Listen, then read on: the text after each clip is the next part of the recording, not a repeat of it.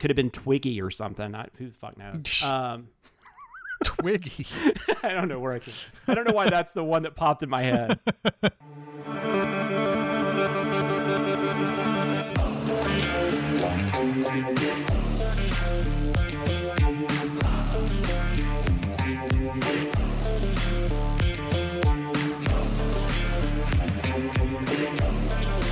Welcome to Gold, Diamonds, and Death, a James Bond podcast. I am your 00 host, Jonathan Watkins. I am a writer for all things under the Cinemasins brand name and a co-host of the Behind the Sins podcast.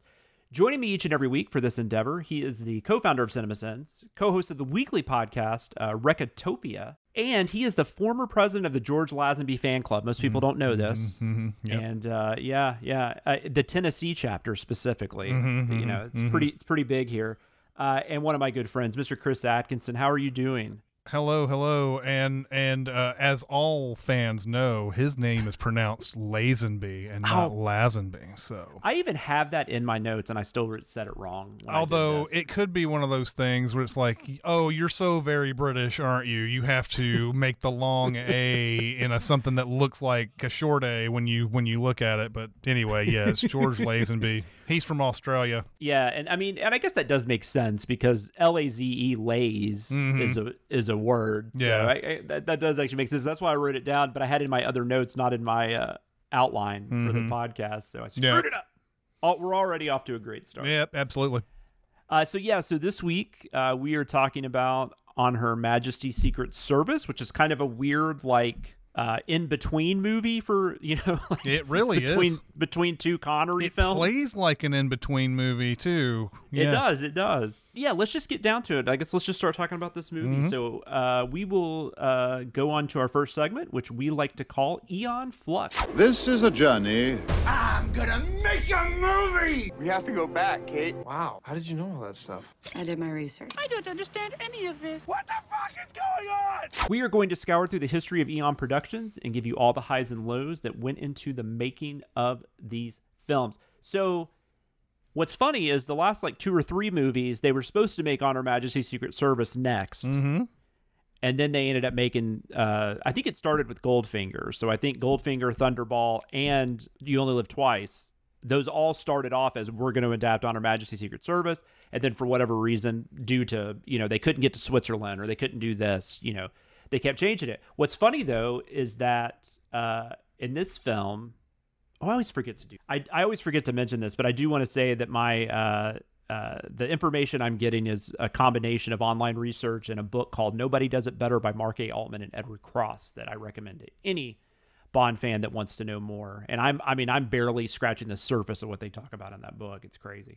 But anyways, what I was going to say was that this was not supposed to be, they were actually going to make The Man with the Golden Gun was going to be the next movie. So it's by the time they actually do On Her Majesty's Secret Service, they're actually trying to do another movie. They were going to do Man with the Golden Gun with Roger Moore. He was going to be, because Connery did retire. I think we talked about this a little bit last week, but Connery did announce while they were filming You Only Live Twice, I'm done. As anybody probably knows, he's not done. But going into this, they thought he was. So they were going to cast Roger Moore. They were going to do Man with the Golden Gun, and they had it set up to shoot in Cambodia.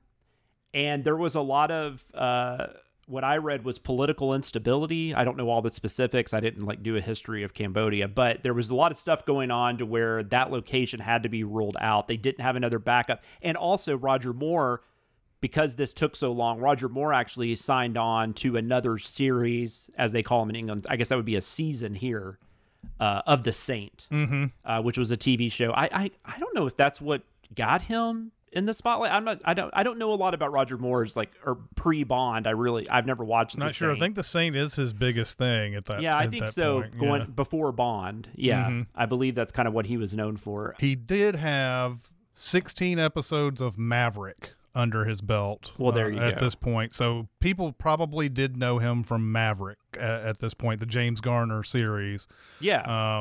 So I mean, he had a little bit of notoriety, but I would say that notoriety. That sounds like he's an asshole. Well, and Maverick's probably what more people knew for him in the States, I would think. So he was a little bit, I'm sure there was some, like highfalutin British series. Oh, so English, aren't you? No, anyway, there was probably some series that they knew him from in England, or like a play or something like that or whatever. But The Saint is probably the one thing that made him a big I would star. think so. So anyway, so they couldn't do that. So then they decided to go with On Her Majesty's Secret Service. Basically, they just threw out, because of all these things, they decided to go ahead and go back to that. I guess they were able to get the stuff going on in Switzerland and whatnot. They brought Peter Hunt on to direct. We've talked about Peter Hunt because he's been an editor for some of the previous films and a second unit director.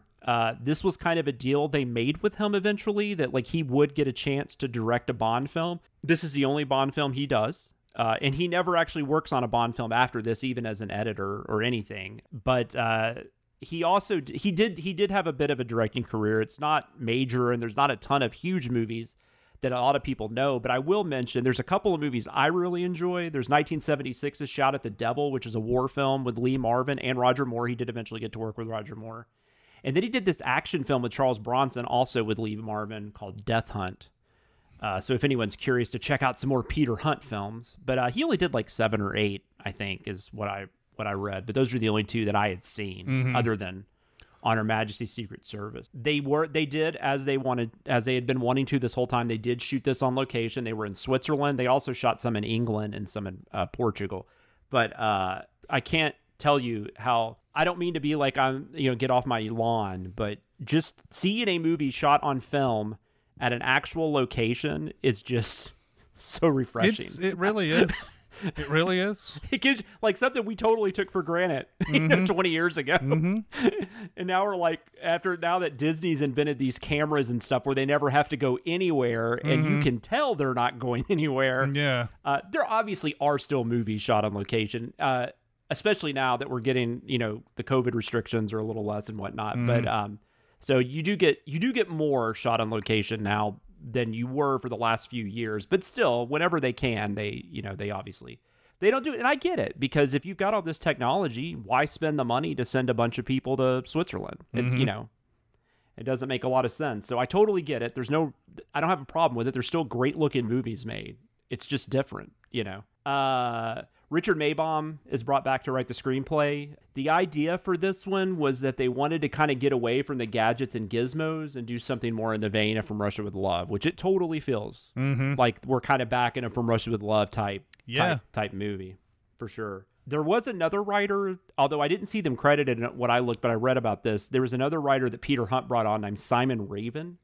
And that was just specifically to write some of the dialogue between Diana Rigg's character Tracy and Telly Savalas's Blofeld. But everything else, from what I could tell, was the return of Richard Maybaum. So everybody would know that it was definitely supposed to be in the same continuity as the Connery films. You will notice there's a lot of references to the other films. There's this really weird fourth wall break at the end of the pre-credit sequence where he says, what is it? This never happens to the other guy. Yeah, this never happened to the other guy, which is apparently, by the way, something that he was saying on set during filming of the movie. I didn't read that. That's funny. Yeah, in the behind the scenes on this, Peter Hunt said something like, "Why don't you just say that line you've been saying the whole movie?" Or where, because they shot that last, I think, one of the last things. And he's like, no, this never happened to the other guy. So that's awesome. They also, the opening credits, they show scenes from the other films. They show a bunch of scenes in the opening credits. So that was another way they did it. There's also apparently a character whistling the theme to Goldfinger. I did not catch that, but they said there's a character in the movie that's doing that. So yeah, and there's also someone singing that under the cherry tree. Under the, what is that? What's that? Wow! Under the, what is that tree? What kind of tree is it? Under the cherry tree? Under the whatever? Hold on. Or the willow tree? God, I can't remember the name. Yeah, I'm looking it up because I am curious now. Mango. Under the mango tree. So someone is singing that in this movie at some point too. So there's a lot of these little like things that they keep bringing up. They even bring back the hat gag in this. Yep. So Lazenby just comes in and just fires it towards and gets it, At one point, because one of the things that this movie had an issue with that the book didn't, because, and we'll talk about this more in the book section, but as we talked a little bit about last week, On Her Majesty's Secret Service was before You Only Live Twice. Yeah. So You Only Live Twice is dealing with the stuff that happens in Our Majesty's Secret Service in the books. But in the movie, because they did You Only Live Twice first, he's already met Blofeld. Yeah. So he's seen Blofeld. That's the thing that makes this weird, this movie weird. Absolutely. Because even when he's like, and we could talk about this more in our review of it, what we think of it, but even when he's dressed as the Count, it's still Lazenby. Like, you can't, like, he basically, does he even have glasses on? I'm trying to remember. I don't know. Yeah, I mean, like, he has glasses on through that first, during that whole clinic sequence until when they he's smash going him. undercover. Yeah. But I don't know. I mean, they had a storyline about him getting plastic surgery, and they just decided they didn't want to get into that, I guess. I don't know. They just kind of decided that they weren't going to do that. I mean, so I don't think they've ever said one way or the other, and maybe no one's ever asked them, but I mean, this could play like a prequel to one of the other Bond adventures if they wanted. It could play as a prequel too, but I don't think they've ever said it is. So it's definitely supposed to be a sequel, like, because he's still looking for Blofeld, because at the beginning of the movie he gets taken off that case. Yeah. So it's bizarre, to say the least, that that he's like, I don't know what Blofeld looks like. And Blofeld doesn't know what I look like, and it's like, you guys saw each other in the last movie. I know, even though they both do look different. Yeah, now they are different actors. That's very true. That's very true. Which that's another thing too. Like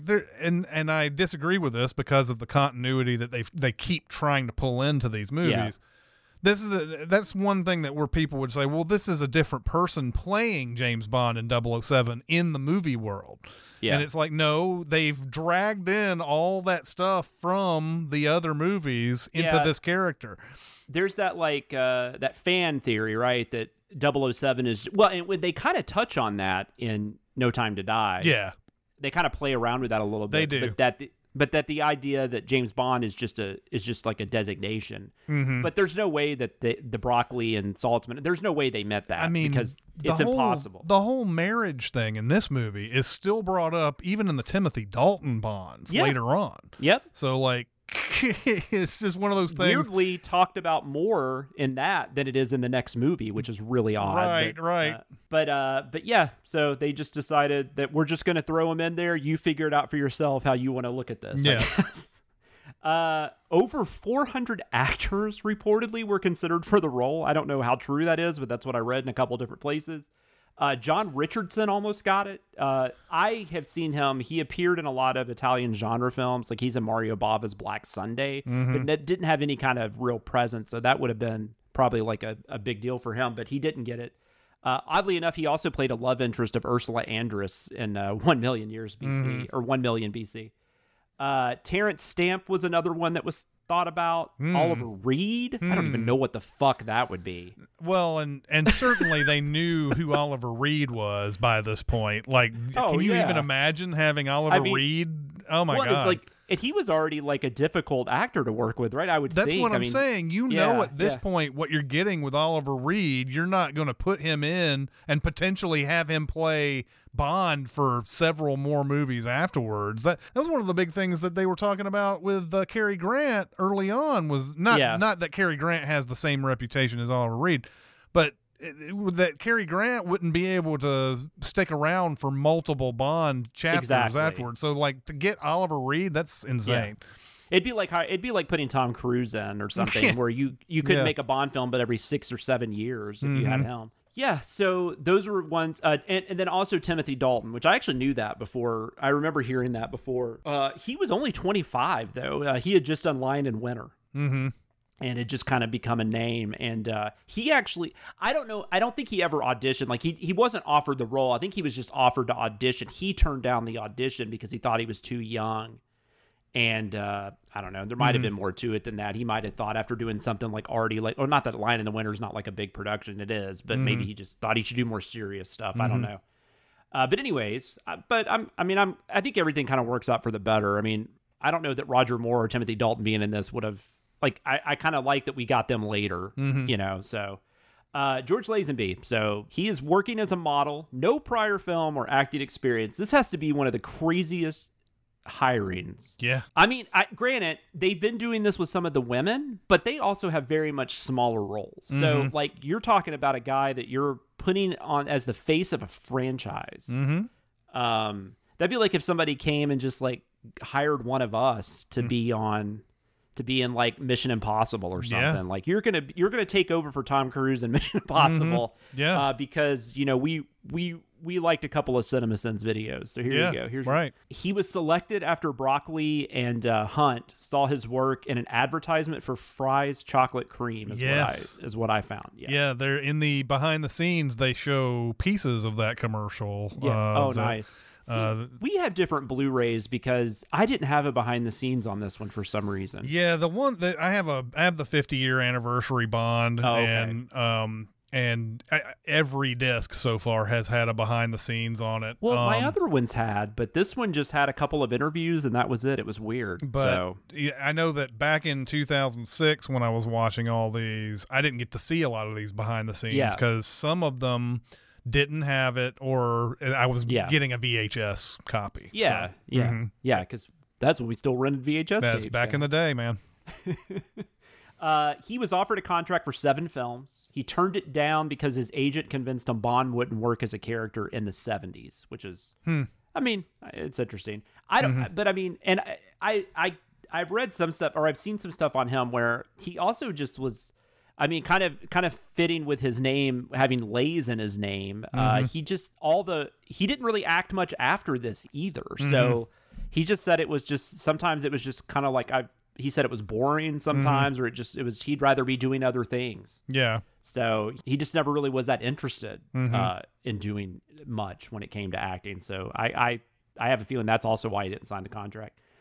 They bring Diana Rigg in. She plays the character of Tracy, who is a countess. Bridget Bardot was offered the role, but she had been cast in the movie Shalako, which was oddly enough alongside Sean Connery. So this is what Connery was doing instead of the Bond film. But yeah, so they bring Diana Rigg in. She had always wanted to do, like, she was known for the Avengers at this point, the TV show The Avengers, not the comic book series. For anyone listening to this that doesn't know what I'm talking about, which was also oddly enough made into a movie with Sean Connery.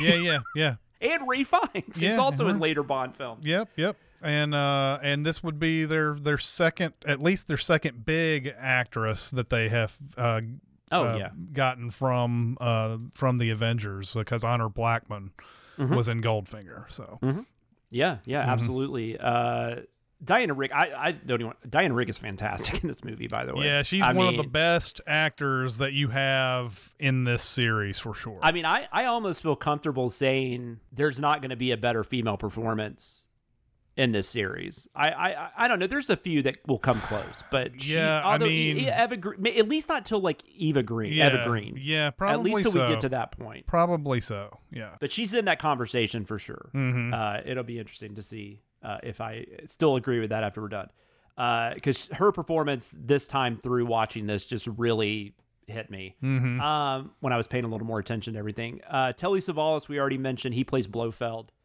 I couldn't find a reason they wanted to recast Pleasance. Did they talk about that at all? Not at all. All I saw is just Peter Hunt didn't want him. And I don't know what it was, but he just didn't want him for some reason. It wasn't like Pleasance wouldn't do it. He just wasn't offered to come back. No idea. That was actually not discussed, unless I completely missed on it in the behind the scenes. I doubt it was, because like I said, I couldn't find anything other than they just didn't offer him the role. They just decided to go with Telly Savalas. Yeah, and because they had, I mean, the whole Blofeld thing to this point, if you think about it, there hasn't been really there hasn't been any true continuity, because for the most part they've been using hand models and a voiceover for Blofeld, and then they finally cast somebody, in You Only Live Twice, that guy didn't pan out, and then at the last minute they're like, let's put Donald Pleasance in there. So I don't feel like they were wedded to Donald Pleasance at this point. No, I don't think so either. And they're obviously not wedded to unless I find out something different. Savalas doesn't play him in Diamonds Are Forever. It's somebody else. And but they do the plastic surgery thing in Diamonds Are Forever, at least with Blofeld, which is interesting. They kind of go back to that. And then, so the only other thing I read about as far as casting Blofeld was that Maybaum says he was picturing Max von Sydow playing him, but I don't think they ever offered him Max von Sydow. Yeah, sorry. I don't think they ever offered him the role. I couldn't find anything where they did, but that's just who Maybaum had in his head, which is funny because Max von Sydow plays Blofeld in Never Say Never Again. Yeah. In 1983. And then the only other characters, actually not a ton of characters in this one. It's a little small. I mean, as epic as it is with the locations and stuff, it's kind of smaller as far as the characters. Gabrielle Ferzetti, I'm going to go with, plays Draco, which I love that name. Yeah. This was interesting too, because there was a lot more, they're still dubbing people. Ferzetti was dubbed. And then Lazenby was dubbed when he was imitating. Oh, when he was imitating that guy, yeah. Yeah, which I thought was interesting. I didn't know that. And I'm sitting there thinking, like, as much as people get on to Lazenby, he's got a pretty good accent. But then I found out that wasn't him. And he didn't even know that was going to happen either until he saw the movie. He was using his accent. This is once again, we're talking about this, the dubbing. They needed Japanese actresses in You Only Live Twice to speak English. They needed them to speak English and didn't ever think about dubbing in that instance. But in every other instance of somebody needing assistance with that, they've had to dub over. Crazy. Come on, man. There's something weird going on there. I will mention, as far as the cast, there is she doesn't have a huge role in it, but there is a character, Irma Blunt. She is played by, I'm going to screw this up, Ilse Stepat. Yeah, I'm not even sure I heard I think the name was said, and that's probably pretty close, but it's probably something like Ilse Stepat or something like that. So yeah, she's kind of like this movie's Rosa Klebb, which is interesting because that one is, From Russia with Love is kind of what they're trying to ape here. Although she is in the book. I mean, it's not like they just made that character up. But I still thought that was kind of interesting. Yeah. And then also I would want to mention, because we haven't seen them that much in the last couple of movies, Lois Maxwell and Bernard Lee get a little more to do in this one, especially Lee. But Maxwell's in quite a few scenes too, because I think they're both at the wedding even, right? They are. And oddly enough, like Desmond Llewellyn, this is probably the most, like, he's been on screen, but there's no gadgets or anything in this movie. Like, I don't even think we can rate gadgets because there's really nothing. Do you think he's? I feel like he's only got one like token. He's at the wedding, right? It's at the wedding, but is he anywhere else? Yeah, I honestly don't even remember what they're talking about, but he does like meet up with Bond earlier in the film and they just have a conversation, but he doesn't actually give him anything. Like, there's no gadgets or anything. He's just in the office. Okay. But yeah, that's it. I mean, I'm not saying he's in it a ton. I'm just saying I felt like he was in it more. The fact that he's in like maybe 2 scenes, that felt like more. I watched this and when I saw him at the wedding, I was like, oh, there he is. I didn't even remember the other part. Maybe I'm remembering that wrong, but I'm almost positive he was towards the beginning. Either way, there's no gadgets or anything, so I don't even think we'll be ranking that one today because there's really no point. John Glenn was the second unit director and editor on this film. Yep. He's responsible for the majority of the skiing and bobsled scenes. Yep. He'll come back. He comes back as an editor on Spy Who Loved Me and Moonraker, and he also directs 3 of the other Roger Moore films. When they were doing the avalanche scene, this is just kind of trivia. I thought this was interesting. The Swiss Army would use explosions in the mountains on a regular basis to prevent snow buildup in Switzerland. And so they were going to shoot that. Like, they were going to, go with them and then shoot that and use that footage. But somehow they missed that month's explosion or whatever. So they had to do a combination of man-made avalanche and some stock footage. But it looked good for the most part. And harrowing, too. I don't think they're saying much. They don't say much about, like, how much danger they felt shooting that. And again, we're talking about a real avalanche here. Glenn and everybody is shooting this, and and as it's coming down towards them, I mean, it's like actually coming down towards them, and apparently the snow goes over them, and it doesn't actually hit them. So I guess they're in a place where they expect the snow to go over them, but I don't know how you just stand there.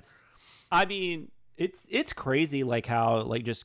I mean, and these are like major studio productions, like that have like insurance. Yeah. And, I don't even know how they got insurance to, doing crap like this. And speaking of, that's George Lazenby couldn't, what is it? He couldn't do something in this movie because of insurance. Like he couldn't ski.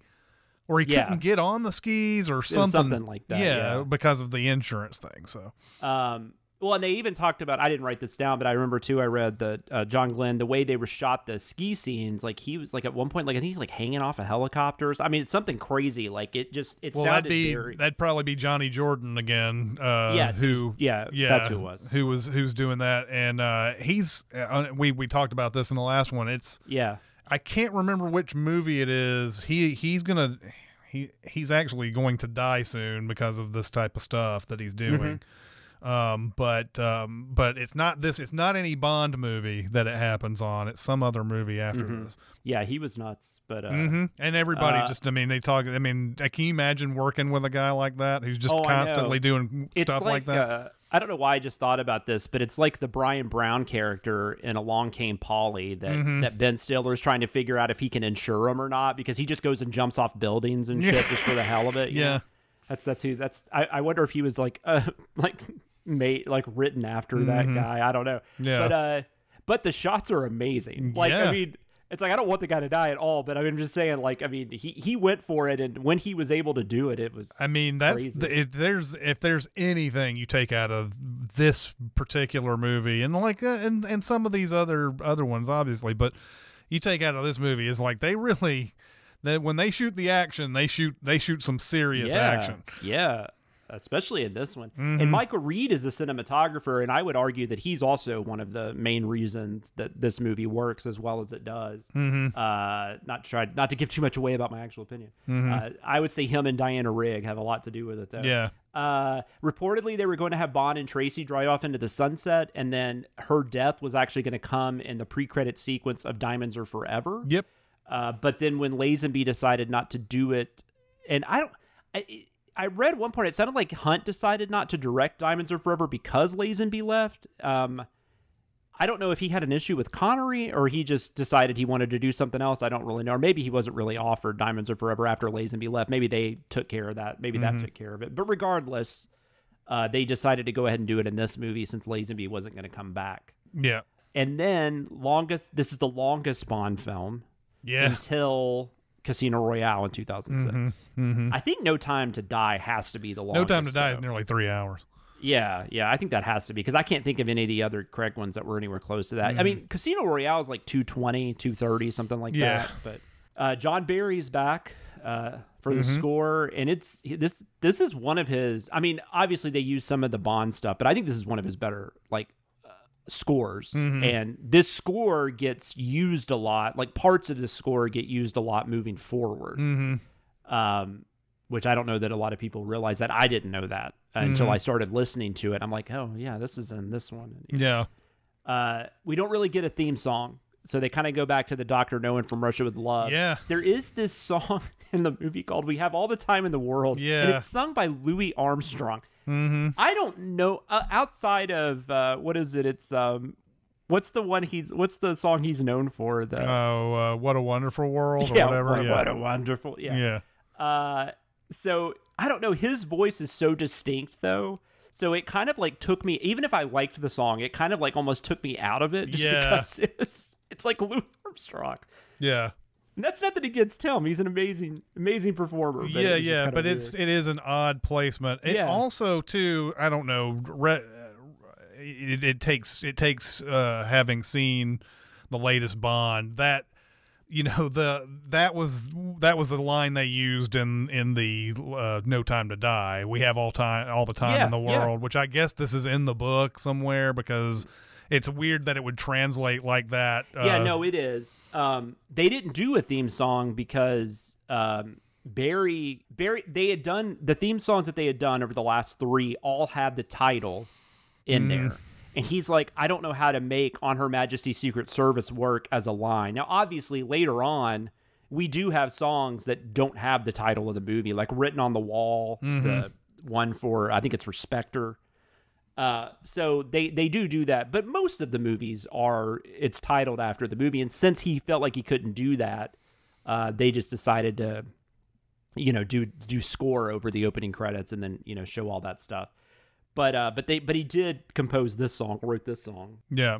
And there was some other song that was listed on the credits. I can't even remember what that one was, though. There were 2 songs listed. There is, I didn't write that one down. There is another song, but we have all the time in the world was the big one. Yeah. But yeah, they did have like a little secondary one. The film was released December 18th, 1969. Worldwide box office of $64.6 million, which isn't terrible, but it was only half of what You Only Live Twice made. It was 11th at the box office in the U.S. that year. Something I found interesting about that, Butch Cassidy and the Sundance Kid was number 1. And I mean, it was number 1 by a ton. It was like 50 million more than the number 2 film, which was The Love Bug. Which is, I mean, you do see that quite a bit in certain years where the number 1 movie sometimes is like hundreds of millions ahead of the second place. I think it's more common now. In my mind, at least, it stood out to me when I look at older top 10s. Like that seemed to be a little more, but it might not be. But it definitely, I guess also I was surprised Butch Cassidy and Sundance Kid. I knew it was a popular film, but I didn't know it was that popular. Yeah. Or in that time, dollars and whatnot. Reviews were not great at the time. Majority of the reason was Lazenby's performance. Donald Zeck of the Daily Mirror said he looks uncomfortably in the part like a size 4 foot in a 10 size gumboot. But almost all the reviews praised Diana Rigg, the cinematography, the action scenes, stuff like that. But people just couldn't get past Lazenby. Modern reception is a lot more positive. This is often found very high on franchise rankings now. Leonard Maltin even said that it might have been exemplary if Connery had played the role instead of Lazenby. And I've heard this from a lot of people. I don't know what I think about that. Because it's impossible to know. And things would be different if it was, maybe Diana Rigg isn't hired if it's Connery. I mean, I don't know. You just don't know. You don't know how it plays out. Yeah. Because I think Rigg was very purposeful, because this was the one time they were like, Lazenby doesn't have a lot of experience. We need to get somebody playing off him that does. And if it's Connery, I don't know that they care. They might just go look at model pictures again. And, I don't know. It could have been Twiggy or something. Who the fuck knows? Twiggy. I don't know where I don't know why that's the one that popped in my head. But IGN ranked it as the 8th best Bond film. I forgot to put the year down, but I think this was in the 2000s. I think these came right before Casino Royale. Entertainment Weekly said it was the 6th best, which is interesting, but that was also the ones that ranked You Only Live Twice as number 2, as we talked about last week. But that's really all I have on the behind the scenes. So let's go ahead and start talking about what we thought of it. This is a segment we like to call a review to a kill. I've got you in my sights. Get the fuck out of my sight before I demolish you. What we've got here is failure to communicate. There's no need to shout. I'm not shouting. Why don't you stop your whining and get on with it? I've heard this shit before. We are going to give you our thoughts on the film we are discussing this week. This week we are discussing On Her Majesty's Secret Service, which I wonder, is that the longest Bond title? It's up there. World Is Not Enough. I don't know. Doesn't matter.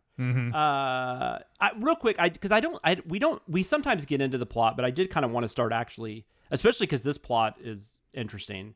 I did want to just say real quick, like the main plot of this movie. So it opens with Bond saving a woman on the beach who appears to be attempting suicide. That ends up being Tracy, played by Diana Rigg. They end up spending the night together after he sees her again at a casino, and he has to pay off her casino debt. Then Bond is kidnapped. He's taken to see the Contessa's father in one of the weirdest scenes I've ever fucking seen in a movie. He offers Bond money to marry his daughter, and even says something along the lines of, she needs to have sex or something Basically, like that. she says she needs to have a man that makes love to her all the time or something like that. Yeah. Yeah, I think that's what it was. And then Bond refuses the money, but does say he will continue to court her if the dad can tell him where Blofeld is. So this kind of kicks into the Blofeld plot. And then after this, it's basically just Bond trying to find Blofeld, who has this crazy plan. This might be like the weirdest plan in any of the Bond films yet. I'm not sure. Yeah, I think it is. He wants to...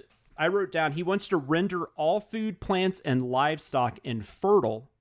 And the way he's going to do this is he gets these beautiful women who he calls the angels of death. And they are spreading the virus Omega, which is the name of the thing. Yeah.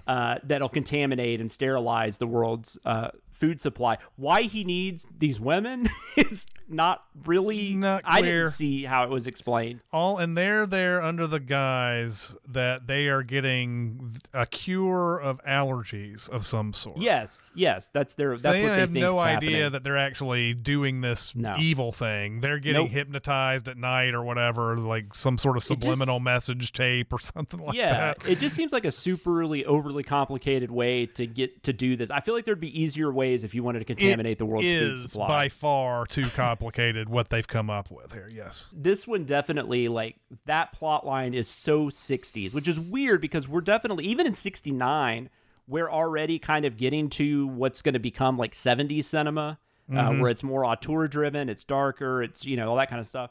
Because, before this, when You Only Live Twice came out, I mean, you had like Bonnie and Clyde and The Graduate and stuff like that kind of almost feel more like a transition to what 70s cinema becomes. So this movie is kind of odd where it comes out because I wonder if at the time this movie almost started to feel a little dated. And I can see the concern of what are we going to do with Bond in the 70s. Yeah. Although they figure it out. But yeah, I don't. So really though, like, what is your? Was this just like the second time you had watched this? Have you seen this one a few times? Yeah, this is the second time, and the first time I watched it back in 2006. I don't know if it was just the shock of seeing a new Bond and a new adventure or whatever, but I had this. I haven't gone back to rank all of these Bonds in a long time, but I remember at the end of this run back in 2006 when I saw everything. I ranked it pretty high. I might have even put it in the top 5 because it's one of those kind of movies. The second roll through, I don't know. It may still be up there. But the thing that Lazenby does stick out a little bit in this. Yeah, he does. And I don't know if it's just the fact that he's never acted before or what. There's something that's just a little bit missing. He's not bad. He's not like, he doesn't take this movie down in any way. No.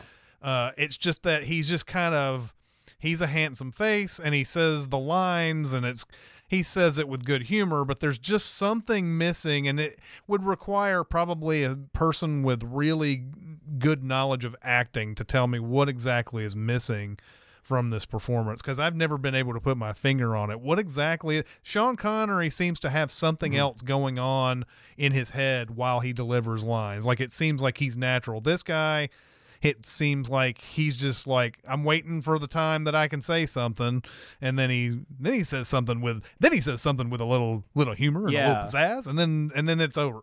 So Lazenby is fine. I don't have like an overall total problem with him. I think it takes way too long to get to where it's going. There's a whole section where there's a whole section of, courting Diana Rigg during this. Like, it's just a big romance fest. And I understand he's trying to get to the point where he can find Blofeld and all that. There's also that section where there's the other agent that's in here who's trying to get up to the top of the mountain. And he's doing it in a really stupid fucking way. I have never understood what his like he's actually going up to people and saying, hey, there's restaurants up there, I saw advertisements for it, and blah blah blah. They're like, you can't go up there, man, this is off limits and whatever. And he's like, and then they kick him out of that little transom thing or whatever it is, and then he whatever you call that, the ski lift thing. Is this the agent? This is the agent that gets killed, right? Yes. Yeah, which is well, I'll talk about that when we talk about the book, but go ahead. They have him in there, like he makes a big deal about wanting to go up to this mountain, and they kick him out of the thing. And he stands there outside the window, still looking at them. Like, is this weird. what spies do? And then he's like, oh, now I'm going to climb the mountain. Nobody's going to notice that. And they kill him instantly. And of course, just like always, they don't kill Bond instantly for some reason. Once he's found out, ridiculous. They just throw him in a machine room and say, hey, I don't even know what their plans were for him. Do you remember the scene where the guy has him dead to rights and then asks him to lay down in the boat? Why are you asking him to lay down in the boat? Just fucking shoot him. I wrote that one down because that was ridiculous. No idea, but all that lead up and everything, I think they definitely could have found trims in a lot of this and made this a tighter movie. But Diana Rigg is terrific, as you've already mentioned. She disappears for a while too, which also the movie isn't as good. But there's her fingerprints are all through this, like even when he's going in and he's like seducing the women that are up in the clinic and everything, and you're sitting there going, no man, you have Diana Rigg at home. What are you doing? This is not right. This is not Bond.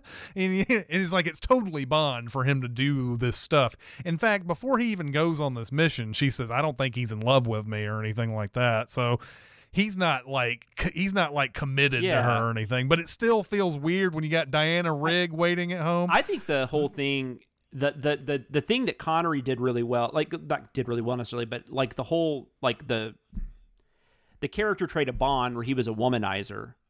I don't know if Lazenby's just not doing a good job of it, but like about half the movie, it feels like he's not even that interested in a lot of women and stuff, but then there's these like weird scenes that are way more pervier than they've ever been in any film. Like that scene with Moneypenny, he grabs her ass. Yeah. And kisses her.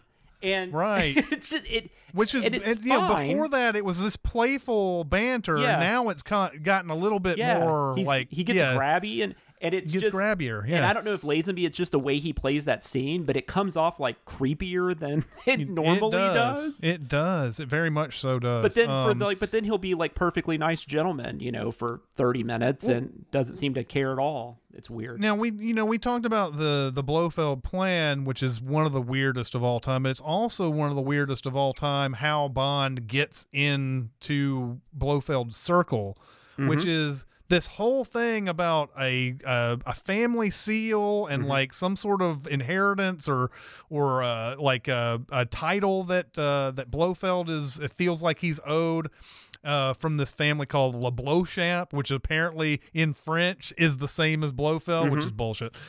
He has to he goes to this college and he learns from this guy who that's his job is knowing family genealogies and stuff like that.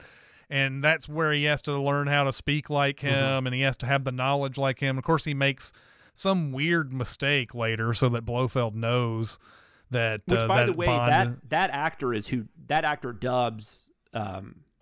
Yeah, we talked about that. Oh, no, I know. I didn't know if I mentioned the actor, but it's the guy that plays that character that ends up actually dubbing, which is funny. Yeah. Maybe that's why I thought Lazenby did a good job, because he sounded just like him. But But that's a weird thing. But I think that was kind of cool, actually. It's just when they get to the Blofeld plan, that was like, okay, I don't even know what you're talking about. The only thing I didn't like about the undercover thing is there's this whole like really weird scene where they're eating and he's just going over like what counthood is, and it's like you're getting like a lesson on like manners and actions and all. And I don't know, talk about scenes that could have been cut down a little bit, but. Yeah, and he's proving himself, and you can see like all the women, like there's many women who do not find this amusing at all in that scene, but there's still like a couple who are like, I still can go for that. But once it gets to the point where we have Bond in the machine room and he escapes, and there's the ski scene, there's the avalanche, there's the big assault on the compound later on where Barco, what was it name? Draco? Draco. I keep Draco, Bonco. Thinking of the card game, because I keep saying Bonco in that with the what is it? What's the game? What's the card game? I can't think of the name. What's the card game they play? Oh, Baccarat. Baccarat. Yeah. They keep saying the Bonko in that all the way through that. So anyway, Draco, yes, has that big, huge, the helicopter assault scene where they're pretending to be like, mission, a group, like missionaries or something like that. And Blofeld's men want to shoot him down, but they keep saying, "Hey, we're missionaries. You don't want to do that." Blah blah blah blah. And then they end up assaulting the compound, of course, because it'll like Blofeld's stupid, I guess. But that whole scene too, the whole assault on the compound's great, and that has that great scene where Lazenby is like sliding across the ice and shooting and everything. Is a really cool scene. So it really gets by the end of it, you're like, wow, there was a lot of like cool action, really cool shots in it. Really enjoyed it. I just wish they could have chopped about 30 minutes. Yeah, that would have been fine. I came to this movie a little later in life. I watched it probably like in my 20s or something for the first time. I think this was only the third time I'd seen it, because I watched it again about maybe even this year. It might have been earlier this year, but it's been in the last year. And I didn't really have that great a time watching it that time, I remember, but it was also probably one of those things where I probably wasn't like really watching it. I just had it on. I was doing other things. But when I actually watched it this time, it was like a 180. Like I had so much fun, especially coming off of You Only Live Twice and Thunderball. This one just felt more like there were stakes, and this is probably the best looking Bond film so far. Of course, you're in Switzerland for the majority of it, so that's kind of a cheat, because that's one of the most beautiful countries in the world. I think this is like, it's not even like, I think the action scenes, especially, well, this is interesting. The first action scene where he's fighting and the pre-credit sequence is not great, and I remember thinking like, oh, that's terrible. But then, man, all the other action scenes in the rest of the movie are fantastic for the most part. I mean, there's moments that could probably be, there's going to be where you can tell I don't know if it's green screen, whatever they do at that time, but matte paintings or whatever. But for the most part, like, it looks awesome, especially the skiing, which made me think, because we send A View to a Kill right before No Time to Die came out, and there's ski scenes in that, and they're so bad. By the way, this is not the first ski. There's like several ski scenes coming up in Bond movies. Oh, yeah, this. absolutely. But View to a Kill is the one that always stands in my mind, because they're playing California Girls and all that bullshit. And I believe The Spy Who Loved Me has got a big ski scene in it. Yeah, so. And it's probably not a bad one either. It's been a minute since I've watched that one, but no, it does. But I really like the way they filmed the action on the slopes. And there's one scene where he's skiing. There's one scene where they're doing bobsleds, and it's just, I don't know. They're really exciting scenes. Like, they're really fun to watch. And talk about that's something that was harrowing, apparently, shooting that bobsled thing, because they have a Telly Savalas body double in the bobsled thing or whatever, and he's supposed to hit his head on this tree or whatever. Apparently, when they shot it, the guy I don't know, he either ran into the tree and it just kind of it didn't do the wedge thing that they wanted to do or whatever. So they had to go back to Pinewood and shoot Telly Savalas with that one close up of him in the tree branch or whatever. And that's like the only stuff. I mean, that's the only stuff that really kind of stands out in those scenes, is a little awkward. But I think overall, like, just the way, and obviously we talked about the extent they went into shooting those scenes. I don't know how there's ever a safe way to shoot something like that, though. Like, I don't know. Like, that's got to be difficult, shooting like skiing and action scenes while people are skiing. But I love, like, if you can do a good action scene like on the slopes, I love it. Like, that automatically gets me in. That's probably why I like Cliffhanger more than I should, because yeah. But yeah, and then I love Diana Rigg, like we've already said. She's awesome. I think Telly Savalas is good. I mean, I love Donald Pleasance, but like that didn't bother me, because I think Telly Savalas is perfectly going fine. From Pleasance to Telly Savalas is perfectly fine. Yeah. And then we haven't even gotten to the ending, but I love the arc that this movie takes, where you've got the whole thing with him and Diana Rigg is you know, they meet, and he helps her out a couple of times, and they end up forming a bit of a relationship. And then he gets, you know, bought in by the dad because the dad can get Blofeld to him. And then so you deal a lot with, you know, Diana Rigg trying to figure out if she can trust him or not. Because there's some really good stuff between her and her dad, too, where, you know, she's like, if you don't give Bond the information that he wants now, like, I will never see you again. There's like these really fun, like not fun, but these really interesting scenes with them. It's just stuff that they would never do like in the previous films. Like, but they add so much character to the story, and they grow the character so well. And then all that leads up to them getting married. And then, of course, the tragic ending. And I mean, it's fucking bleak. Like, I didn't remember that, but the way they do that ending, and I read, like, so, spoiler, obviously we're doing spoilers anyways, but, you know, Diana Rigg's character gets killed while they're driving away from their wedding. I can't remember if Blofeld kills her or if it's the woman. It is the woman, because Blofeld's just kind of in the car. He's in the car, too, and, like thing up there. But I heard the way, because Lazenby does this thing afterwards where he's talking to the cop that shows up and saying, she's just sleeping. She'll be up in a second. What I saw about that or read about that, maybe this was in the behind the scenes, was that Hunt had Lazenby there all day rehearsing that scene to the point, because he knew if he did that, by the time it got to be like 4 or 5 o'clock when they actually shot it, he would just be so like out of it and just worn out.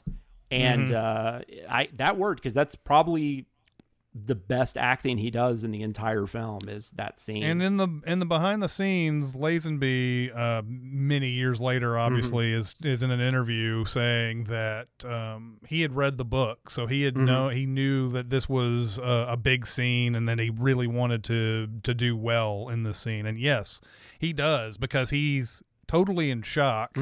When you know, because he says something, you know, just completely sort of like, you know, I can't even remember what his lines are in there, but he's not saying anything like that's coherent, really. No, he's just basically saying like, you know, she'll wake up soon and then we'll get going. I mean, that's not specific, but it's stuff like that. And he's like holding her, and he's like petting her, and he like kisses her or kisses her hand. Yeah, it's a very, very exciting. I mean, that's definitely like. Like going up to like, which obviously No Time to Die also has like kind of a crazy ending, but the No Time to Die one is a lot like more epic, whereas this is like super like just it's like smaller, I guess, in comparison. It's just this really simple thing that happens. It's not this big epic like the island's about to explode and all that stuff, you know.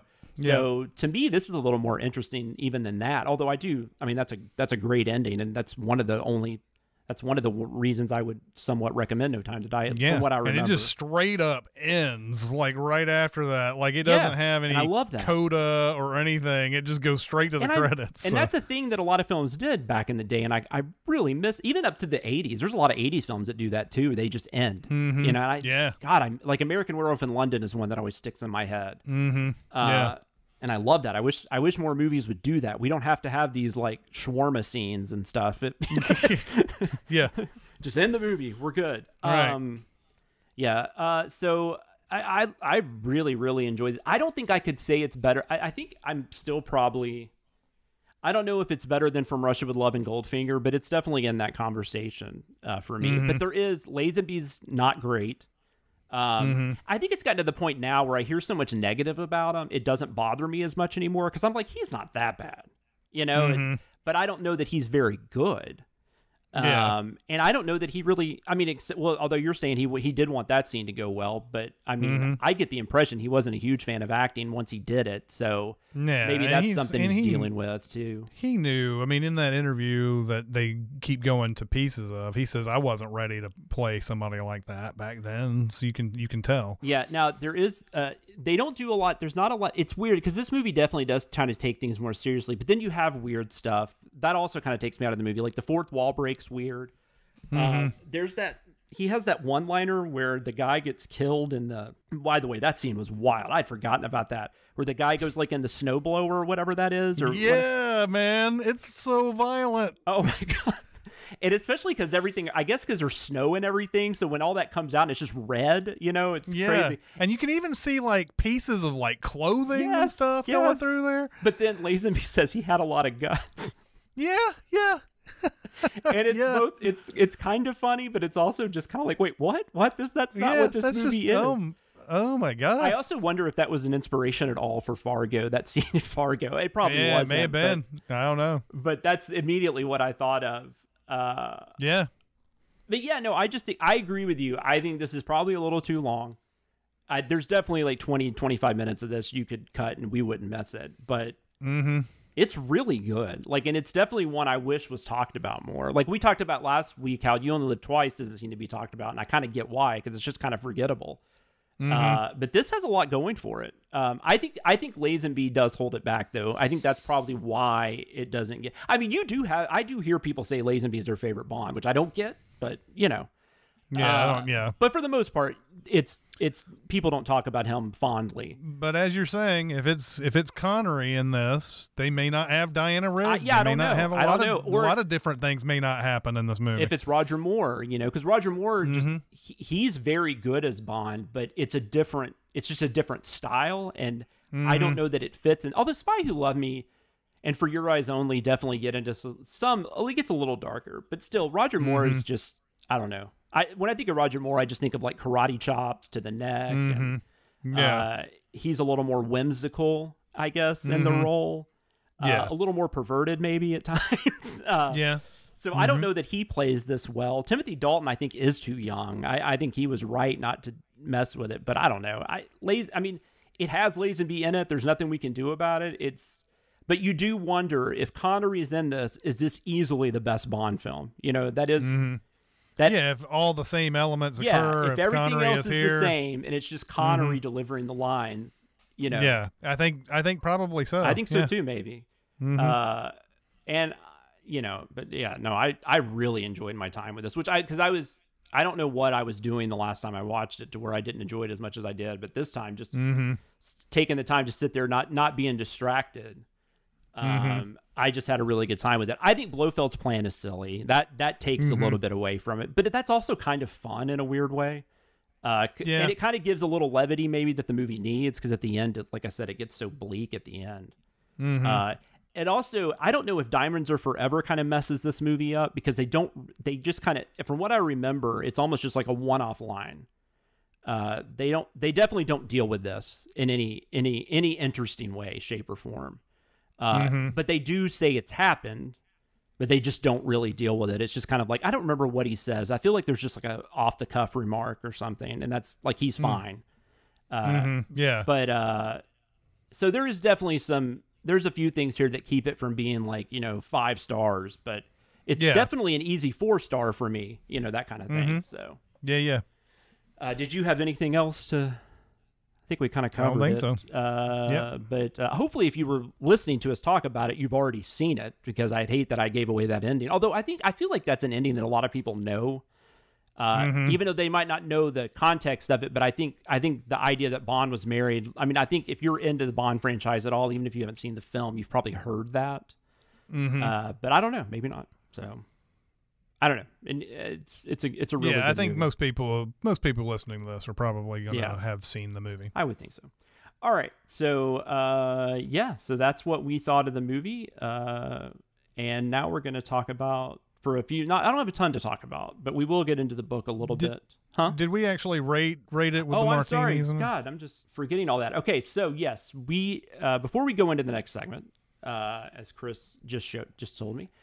We need to do our rankings. We have 5 different categories, although we're only going to do, I think, 4 today, because I just don't really think there's a point talking about the gadgets. There's just nothing there. I mean, there's nothing. I don't think there's a single gadget. I don't think.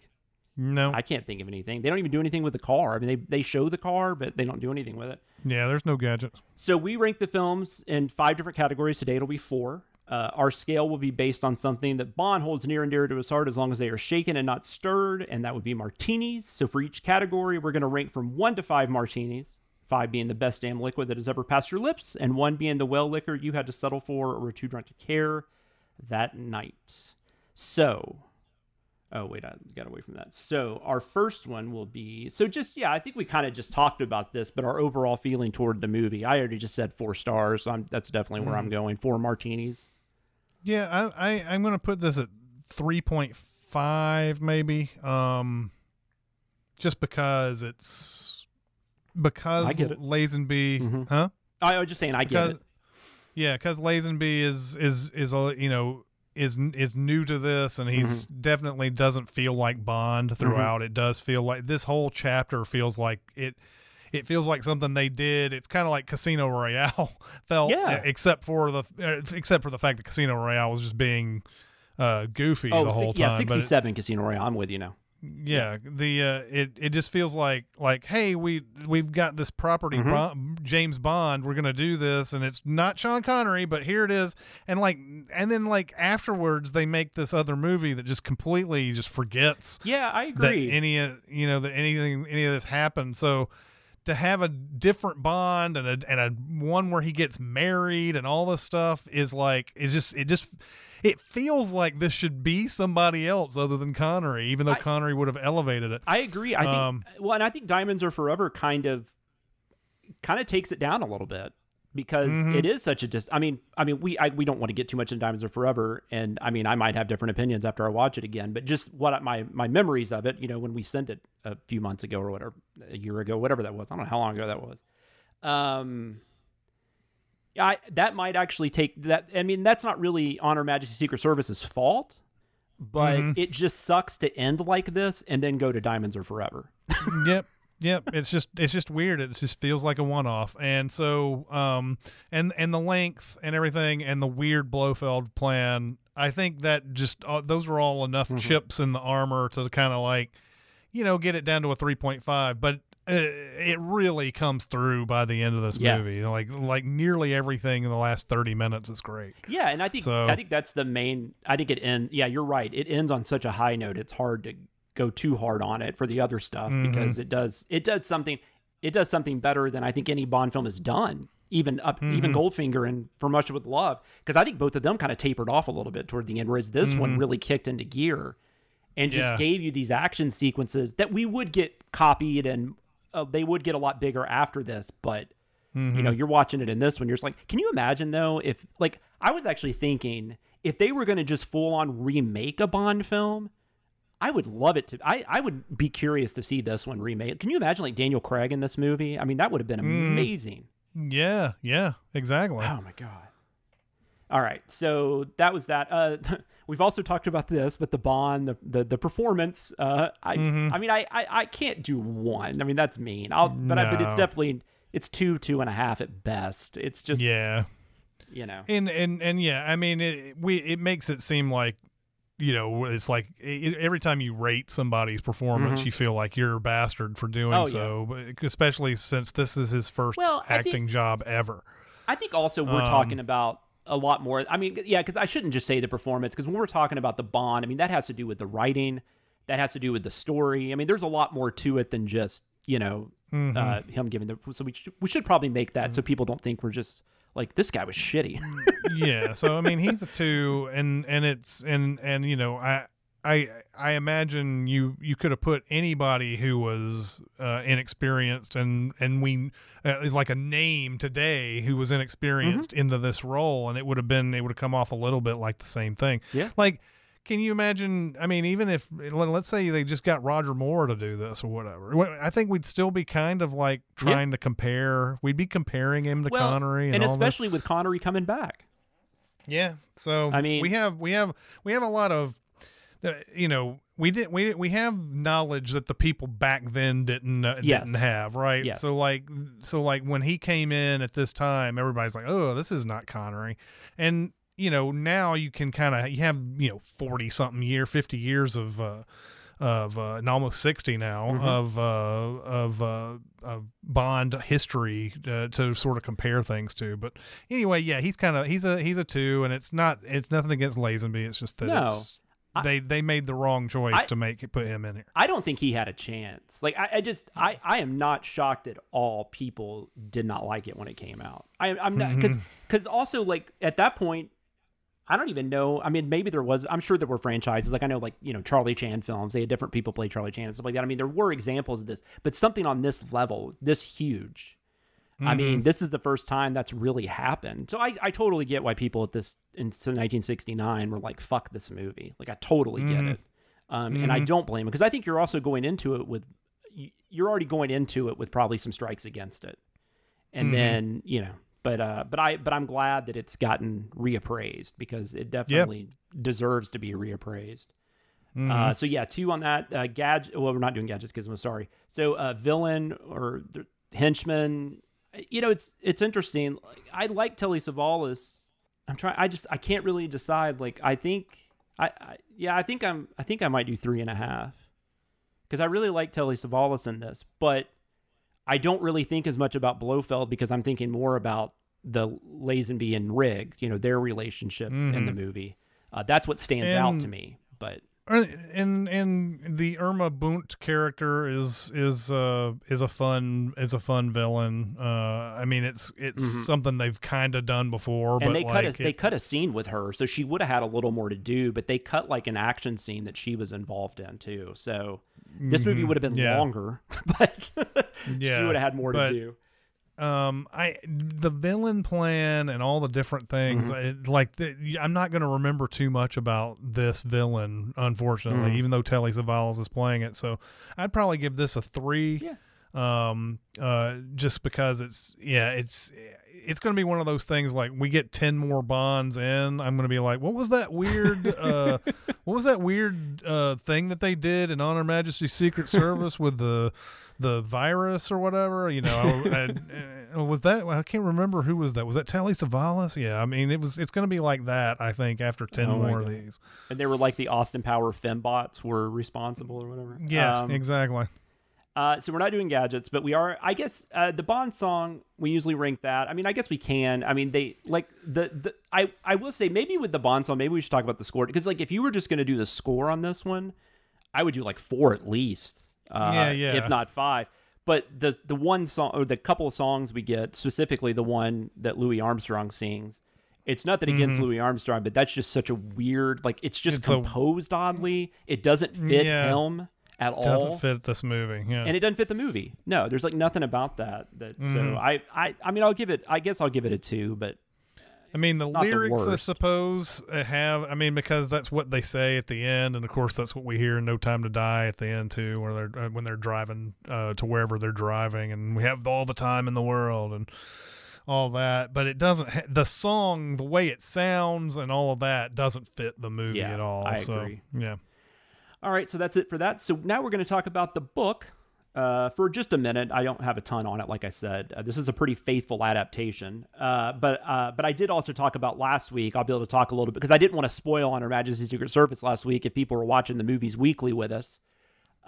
So I didn't talk as much about the ending of On Her Majesty's Secret Service and what in You Only Live Twice is coming off of On Her Majesty's Secret Service.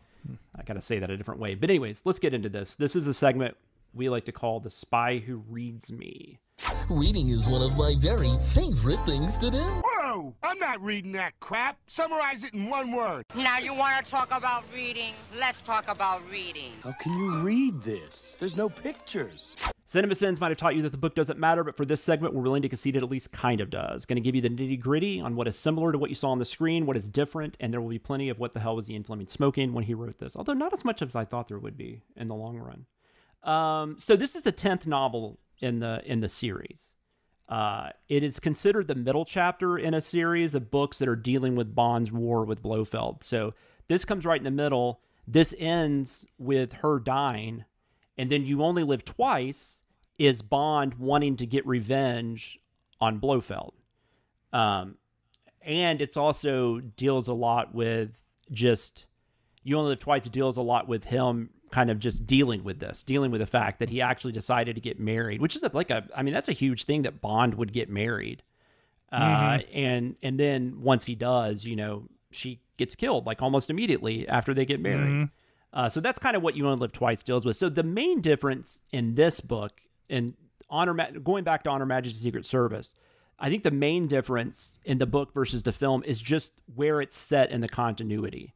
So we've already mentioned you have the issue with the fact that Blofeld should already know who he is based on the way they did the movies.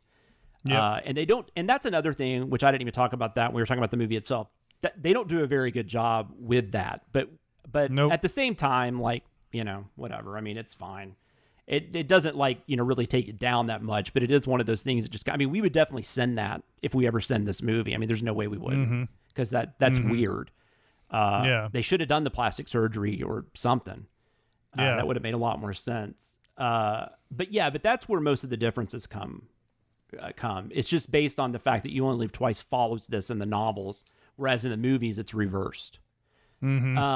So Bond, we already mentioned him meeting that. So in the movie, let's go to the movie first. In the movie, which we didn't talk about this, but he actually tries to resign from MI6, and then Ilm and Moneypenny, I guess, pull this trick where they give him 2 weeks leave instead, so he can still go and do what he's going to do. Because I'm assuming Ilm knows what he's going to do in those 2 weeks. But in the book, Bond has actually, he's gotten tired of looking for Blofeld. He's just kind of bored with the whole case. And so he starts to think that maybe he's tired of his job. And so that's why he initially resigns. That's something I actually think is handled better in the movie than it is in the book. The suicide attempt that Tracy has in the movie, it comes at the beginning, and then the casino scene is after it. In the book, that's reversed. Both of them play about the same. The only thing about the movie is I don't know exactly why he stops, other than he just sees a car. Yeah. So that's the only thing in the movie that I felt like maybe this is something that'll get explained later, and then it doesn't. So I don't know if we're supposed to think there's a reason, or if he just saw a woman out there and we just didn't see him see the woman. I don't know. It's just kind of a weird scene. And then he ends up fighting some people and stuff too, so that's odd. But and then also in the novel, Tracy isn't kidnapped by Blofeld, which is something we didn't talk about in the movie. Which, I mean, it doesn't matter, but I mean, I'm just saying. But he does actually kidnap her, and I think for the movie that makes more sense because it brings her back into it. There's jeopardy, there's stakes, and so I think it makes a lot more sense in the movie the way they did it based on how they told the story. And then also, in the book, for some reason, well, I mean, they're hiding out, but Blofeld and Irma Blunt are actually at the wedding. There's this whole thing about them talking about what they're going to do and all that kind of stuff. So they're actually at the wedding. I'm assuming they might have been in the movie too. We just didn't see them because, I mean, they would have to know when he's leaving and all that stuff. And one other thing we didn't talk about with Tracy is the way they set up that character is, I don't know if it's in the book, but she is basically a bored socialite. She's like, she was basically, I don't know, essentially banished to some other country to live her wealthy life or whatever, and sort of mow through men and money and all sorts of stuff.